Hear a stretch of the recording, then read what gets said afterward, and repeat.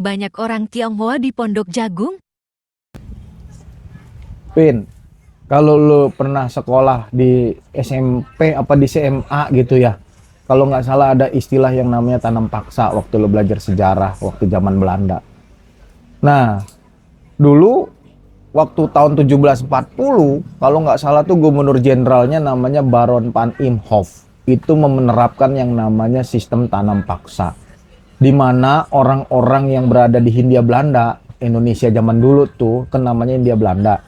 Nah, disuruh dah tuh nanam paksa tuh. Artinya nanam paksa adalah nanam pohon atau nanam komoditas tanaman yang akan digunakan atau dijadikan sebagai bahan ekspor ke Eropa. Ya, kalau di Eropa lagi booming yang namanya jagung, maka di Hindia Belanda, tanah jajahan Belanda, itu diwajibkan nanam jagung. Nah, orang Cina Benteng juga sama. Orang Tionghoa zaman dulu di sini juga sama. Suruh yang namanya dipaksa nanam jagung. Dikasih dah tuh orang-orang Tionghoa lahan untuk pada yang namanya nanam jagung. Nah, disitulah mereka melakukan cocok tanam.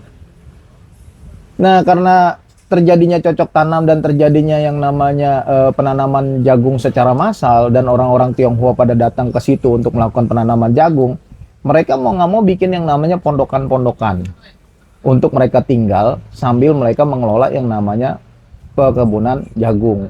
Nah, pondokan-pondokan yang dihuni oleh orang-orang Tionghoa pada saat itu, yang biasanya mereka melakukan cocok tanam perkebunan jagung, itulah disebut dengan Pondok Jagung. Maka di daerah Pondok Jagung sampai sekarang banyak orang Tionghoa karena dulunya adalah pengelola lahan untuk menanam jagung akibat tanam paksa dari Belanda. Gitu ceritanya.